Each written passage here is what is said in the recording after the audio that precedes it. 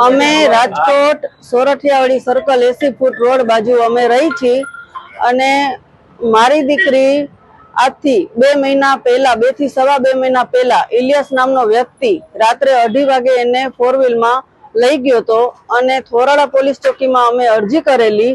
ત્યાંથી અમને સમાચાર મળ્યા, એનું લોકેશન પણ મળી ગયું એટલે છોકરાને બીક લાગતા મારી દીકરીને એને સોમનાથમાં રેડી મૂકી દીધી અને દીકરીએ અમને કોકના ફોનમાંથી ફોન કર્યો એટલે અમે તેને લેવા ગયા સોમનાથ અને બીજે દિવસે સવારે થોરાડા પોલીસ ચોકીમાં હાજર કરી અને મારા ઘરમાંથી 85,000ની ચોરી પણ થઈ હતી।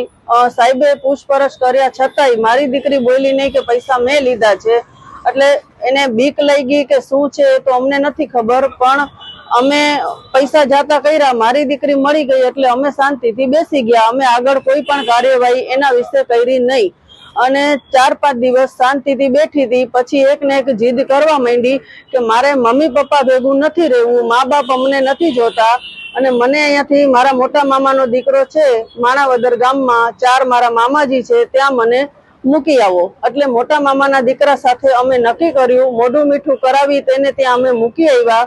સગાઈની જેમ જ મોઢું મીઠું કરાવ્યું, તેને ત્યાં મૂકી આવ્યા અને ત્યાં 1.5 થી પોણા 2 મહિના રહી।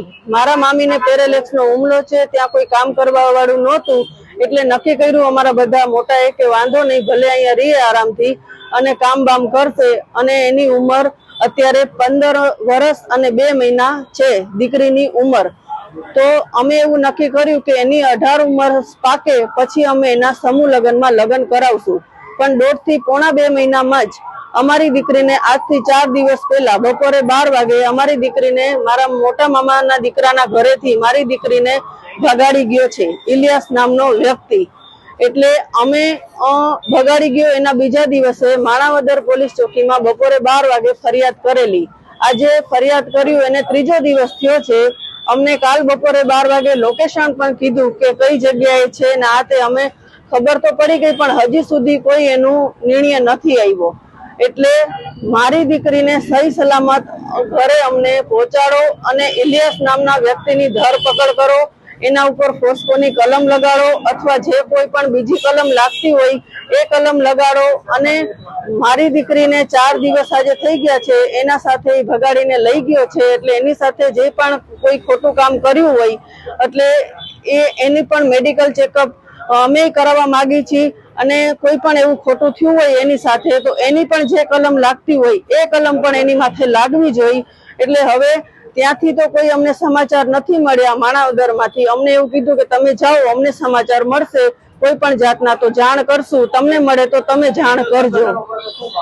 હિન્દુ સંગઠન માથે એવી પ્રાર્થના છે કે મારી દીકરીને મને સાથ આપો, મારી દીકરી મને પાછી મળી જાય અને આ વ્યક્તિને તમે ગમે જેમ કરો, આ બધા પોલીસ એટલો અમને સાથ આપે, અમારું હિન્દુ સમાજ સાથ આપે, મારી દીકરીને પાછી અમને આપો અને આને તમે ધરપકડ કરો અને જે થતી હોય એના ઉપર ગુનો લગાડો।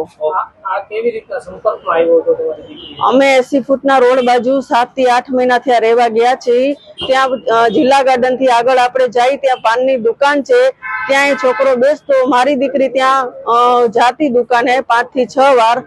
એટલે એને કેવી રીતે કોન્ટેક્ટ થઈ ગયો અને ઈ છોકરાએ મારી દીકરીને એના નામનો સિમ કાર્ડ પણ લઈ દીધો હતો અને મારા ઘરેથી પૈસા લઈ મારી દીકરીએ મોબાઈલ લીધો અને આ મારી દીકરી સોમનાથમાંથી પકડાઈ ગઈ તો ઈ મોબાઈલ પણ ઈ છોકરાને જ પાછો આપી દીધો અને સિમ કાર્ડ પણ એને આપી દીધો।